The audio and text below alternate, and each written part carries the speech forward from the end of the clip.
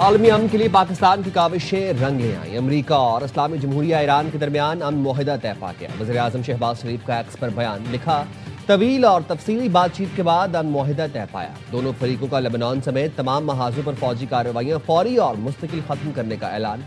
अमन मुआहदे पर दस्तखत की बाज़ाब्ता तकरीब जुम्मा 19 जून को स्विट्जरलैंड में होगी। तनाज़े के सिफारती हल के लिए सालसी पर कतरी वज़ीर आज़म क़यादत के मशकूर हैं। सऊदी अरब और तुर्की की बसीरत अफरोज क़यादत का भी अमन कोशिशों में बेपनाह ताउन का शुक्रिया। मुआहदे के बाद सालसी करने वाले ममालिक रवा हफ्ते मुलाकातों की सहूलत फराहम करेंगे। वफाकी वज़ीर दाखिला मोहसिन नकवी ने एक्स पर लिखा, फील्ड मार्शल ने एक बार फिर कर दिखाया।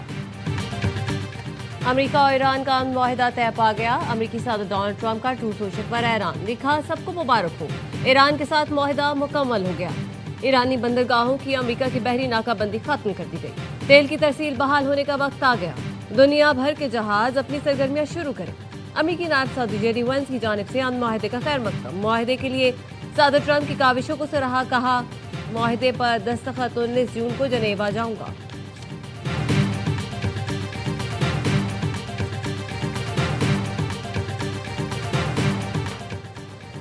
ईरान ने अमेरिका से अमन मुआहदे की तस्दीक कर दी। ईरानी नायब वज़ीर ख़ारजा काज़िम गरीब आबादी कहते हैं, मुआहदे पर सबको अमल दरामद करना होगा। मुआहदे का मतन दस्तखत के बाद जारी होगा।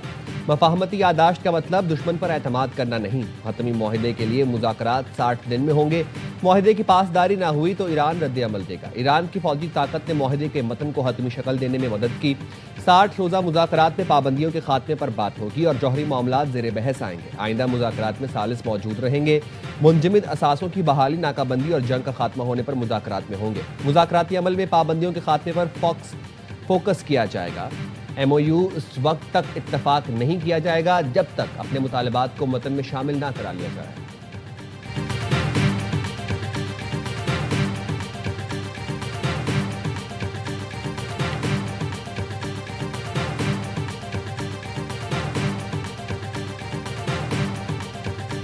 ईरानी कौमी सलामती कौंसिल ने ईरान अमेरिका मफाहमती यादाश्त के मतन को हतमी शक्ल दे दी। ईरानी कौमी सलामती कौंसिल के बयान में कहा गया है, लेबनान समेत फौजी कार्रवाइयां आज रात से फौरी और मुस्तकिल तौर पर खत्म होंगी। मुआहदे पर दस्तखत जुमा 19 जून को होंगे। ईरान के खिलाफ बहरी नाकाबंदी फौरी और मुकम्मल तौर पर खत्म होगी।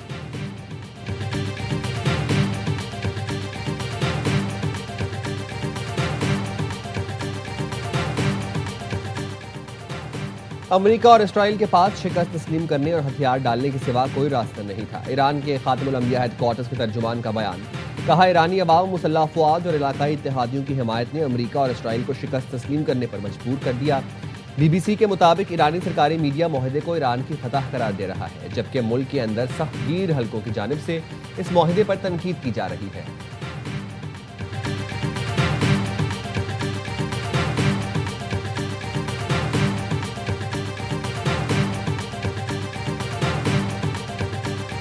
बरतानिया, फ्रांस, जर्मनी और इटली का अमेरिका ईरान मफाहमती यादाश्त का खैर मकदम। 4 यूरोपीय ममालिक के मुश्तरका बयान में कहा गया है, ईरान को जौहरी हथियार हासिल करने की इजाज़त नहीं होगी। वाज़ेह और काबिल तस्दीक इक़दामात पर ईरान पर पाबंदियों में नरमी की जाएगी। आबना हुर्मुज़ का फौरी और गैर मशरूत खुलना जरूरी है। E4 ममालिक का लेबनान की खुद मुख्तारी और इस्तेहकाम की मुकम्मल हिमायत का इरादा। कतरी वज़ीर आज़म का भी ईरान अमेरिका अमन मुआहदे का खैर मकदम। कहा तमाम फरीक आइंदा मुज़ाकरात में तामीरी जज्बे के साथ शरीक हों। कतर का पाकिस्तान और तमाम इलाकाई और बैनुल अक़वामी फरीकों से इज़हार तशक्कुर। तुर्की की जानिब से अमेरिका और ईरान के दरमियान जंग के खात्मे के मुआहदे का खैर मकदम।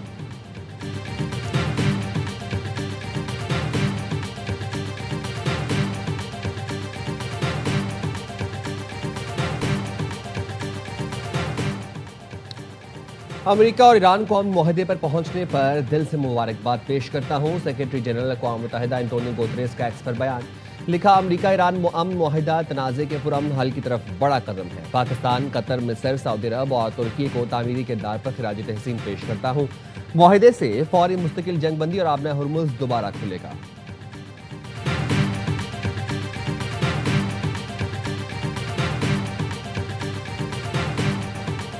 ईरान अमेरिका मुआहदे में ताख़ीर का जिम्मेदार इसराइल। सदर ट्रंप शदीद नाराज, नेतन्याहू को खरी खरी सुना दी। टेलीफोन पर गालम गलोच। अमेरिकी न्यूज़ वेबसाइट एक्सियोस का दावा, सदर ट्रंप ने कहा नेतन्याहू बैरूत पर हमला ना करता तो मुआहदे पर दस्तखत हो चुके होते। इस वक्त बेवकूफाना हमले की क्या जरूरत थी? नेतन्याहू के पास हालात समझने की सलाहियत नहीं। बैरूत पर हमले से ईरान से मुआहदे पर दस्तखत का अमल मुतासिर हुआ। अमरीकी सदर की गालम गलोच के बाद नेतन्याहू ने इसराइल की सिक्योरिटी काबीना का हंगामी इजलास बुला लिया। अरब मीडिया का कहना है ईरानी हमलों का खौफ नेतन्याहू की सिक्योरिटी काबीना का इजलास बंकर्स में होगा। सदर ट्रंप ने ट्रूथ सोशल पर लिखा, मुआहदे के करीब है, इसराइल रुकावट न बने। बैरूत पर आज हमला किसी सूरत नहीं होना चाहिए था। इसराइल ने एक मामूली हमले का जवाब दिया, हम ऐसे मुआहदे के बहुत करीब हैं जो लेबनान समेत पूरे खित्ते में अमन लाएगा। ये एक पायदार अमन की शुरुआत हो सकती है, उसे बर्बाद न करें। अमेरिकी सदर ट्रंप की व्हाइट हाउस पे मुशावरत जारी। सदर ट्रंप अपनी सालगिरह के मौके पर ईरान से मुआहदे पर दस्तखत चाहते हैं।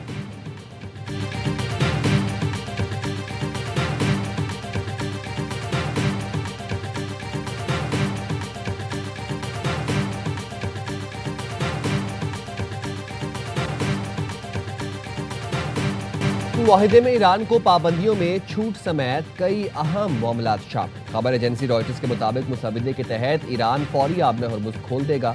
अमेरिका ईरानी बंदरगाहों की बहरी नाकाबंदी खत्म कर देगा। अमेरिका हतमी मुआहदा होने तक ईरान पर कोई नई पाबंदी नहीं लगाएगा। अमेरिका मखसूस वक्त के लिए ईरानी तेल पर से पाबंदियां हटा देगा। अमेरिका ईरान के मुंजमद $25 अरब के असासे भी इलाकाई मुल्कों के ताउन से बहाल करने पर रजामंद है। ईरान जौहरी हथियार हासिल नहीं करेगा। हतमी मुआहदे तक ईरान को यूरेनियम की अफजोदगी रोक देगा। दोनों फरीकों की रजामंदी के बाद अगले 2 माह में हतमी बातचीत होगी।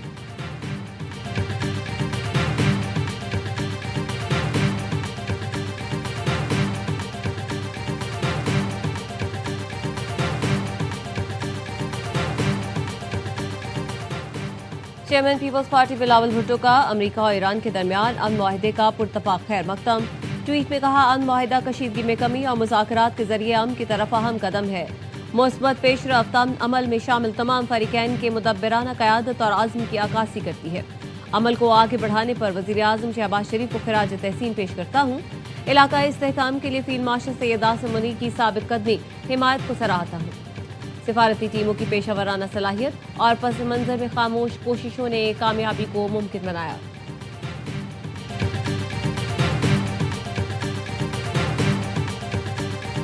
दुनिया मोतरफ है कि पाकिस्तान ने अमन के क़याम के लिए जो अपना किरदार अदा किया है, पूरी दुनिया कह रही है कि वज़ीर आज़म शहबाज शरीफ और फील्ड मार्शल सैयद आसिम मुनीर की काविशों से न सिर्फ अमन का क़याम हुआ है बल्कि हम पूरी दुनिया की इकोनॉमी इससे बेनिफिट करेंगी। हम फख्र से कह सकते हैं कि आज सब पासपोर्ट की भी इज्जत है और आज मईशत भी जो है वो तरक्की की इशारा पर गामज़न है, अल्हम्दुलिल्लाह। दुनिया कह रही है वज़ीर आज़म और फील्ड मार्शल की काविशों से क़याम अमन हुआ, इससे पूरी दुनिया की मईशत को फ़ायदा होगा। वज़ीर इत्तलात अता तारड़ का अपोजिशन को जवाब, कहा, काश इस वक्त आपने मीसाक मईशत की बात मानी होती जब शहबाज शरीफ ने इस ऐवान में कहा था मेरी पूरी जमात जेल में है मगर फिर भी पाकिस्तान की खातिर कहता हूँ आओ मीसाक मईशत करें। आपने उस वक्त इस कश्ती में बैठने से इनकार किया। इन लोगों ने IMF को खतूत लिखे पाकिस्तान को प्रोग्राम ना दिया जाए। शहबाज शरीफ ने हुकूमत और मईशत को संभाला दिया, रियासत की बका के लिए अपनी सियासत कुर्बान की।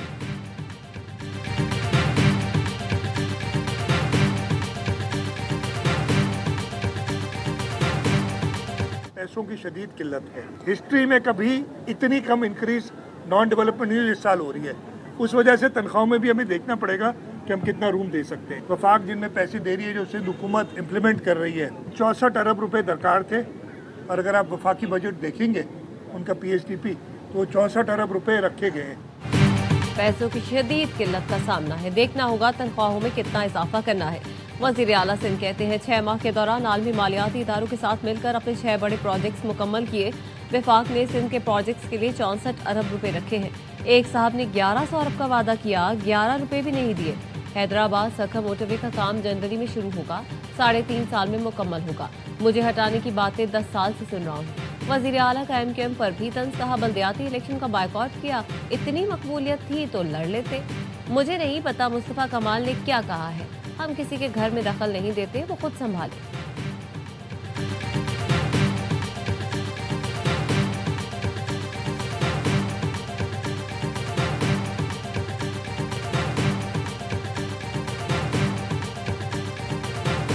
$22,000 अरब मिले हैं पाकिस्तान पीपुल्स पार्टी को 15 साल। नेशनल फाइनेंस कमीशन से, यानी कि वाइट मनी।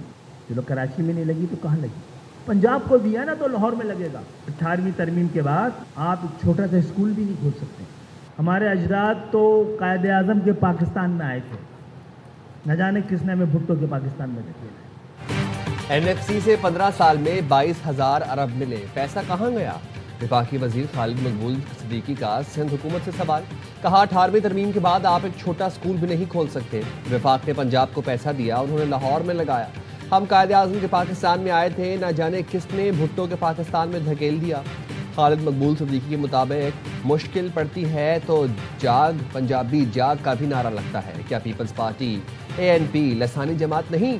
हमसे कहा गया मुहाजिर वज़ीर आला नहीं बन सकते, शहरी इलाकों पर मबनी सूबा बनना चाहिए। सानेहा बल्दिया फैक्ट्री का इल्ज़ाम लगाया गया लेकिन साबित नहीं कर सके। हकीम सईद अमजद साबरी कत्ल का इल्ज़ाम भी लगाया गया लेकिन साबित ना कर सके।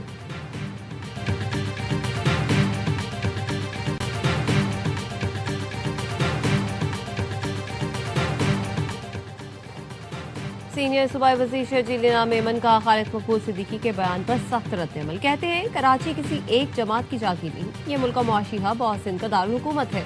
MQM से पहले कराची में दहशत नहीं बल्कि जिंदगी की खुशबू होती थी। पहले वाला कराची भत्ताखोरी, बोरीबंद लाशों और लसानी तासुब से पाक था। अब हम जानते हैं कि किसने शहर को अमन दिया और किसने बोरीबंद लाशें। शहर के मसाइल शोबदाबाजियों और सियासी नारों से नहीं बल्कि अमली इक़दामात से हल कर रहे हैं। सिंध हुकूमत ने कराची में बड़े पैमाने पर तरक्याती मंसूबे शुरू किए। आज कराची में जो तरक्की नजर आ रही है वो पीपल्स पार्टी की कोशिशों का नतीजा है।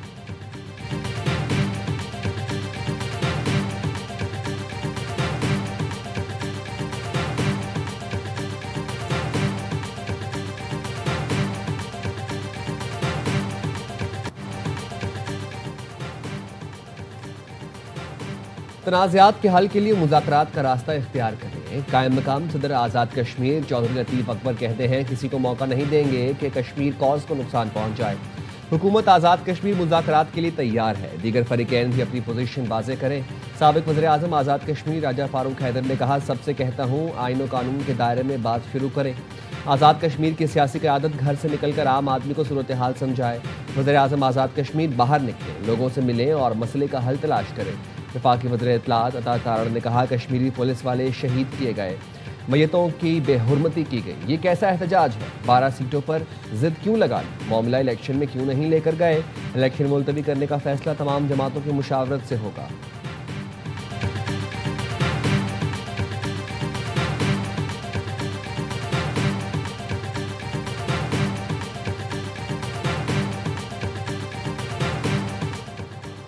आज़ाद कश्मीर में अमन के लिए मशाल मलिक की मुलाकातें। जमीयत उलमा इस्लाम के अमीर मौलाना फजलुर रहमान से उनकी रिहाइशगाह पर मुलाकात।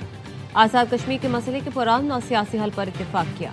मशाल मलिक ने अमीर जमात इस्लामी हाफिज नईमुर रहमान से भी मुलाकात की। आज़ाद कश्मीर में जारी बहरान के हल के लिए जमात इस्लामी से किरदार अदा करने का मुतालबा। हाफिज नईमुर रहमान ने वफाकी हुकूमत से बात करने की यकीन दहानी करा दी।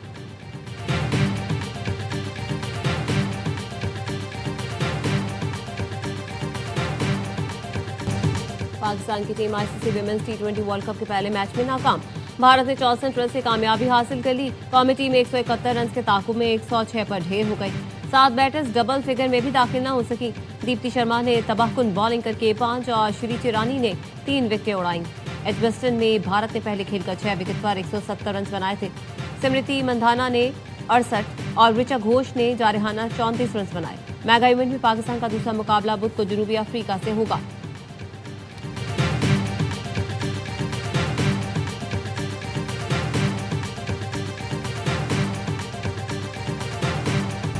ऑस्ट्रेलिया की टीम बांग्लादेश के खिलाफ वनडे सीरीज में व्हाइट वॉश से बाल बाल बच गई। ढाका में खेले गए आखिरी मैच में कैंगरू सनसनीखेज मुकाबले के बाद 1 विकेट से कामयाब। 276 रन का हदफ आखिरी ओवर में आखिरी विकेट पर हासिल किया। कूपर कोनोली ने 149 रन की मैच विनिंग इनिंग्स खेली। शरीफुल इस्लाम ने 6 खिलाड़ी आउट किए लेकिन अपनी टीम को कामयाबी ना दिला सके। बांग्लादेशी टीम इब्तदाई 2 वनडे जीतकर सीरीज अपने नाम कर चुकी थी।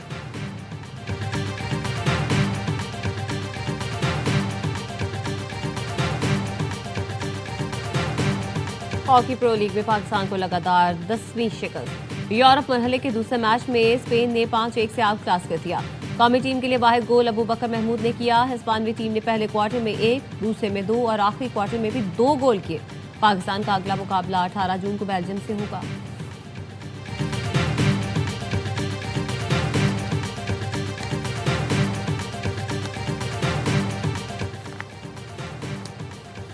और बैंकॉक में mister and miss universe body building championship में पाकिस्तानियों ने धूम मचा दी। आखिरी रोज मजीद 6 सोने के तमगे जीत लिए। सिंध पुलिस के हमजा अहमद ने क्लासिक फिजिक में गोल्ड और 80 किलोग्राम कैटेगरी में सिल्वर मेडल लिया। अतर जहान, अतर अब्बास, शाजिन सदीकी, राहील और अमजद तबस्सुम ने भी गोल्ड मेडल सीने पर सजाया।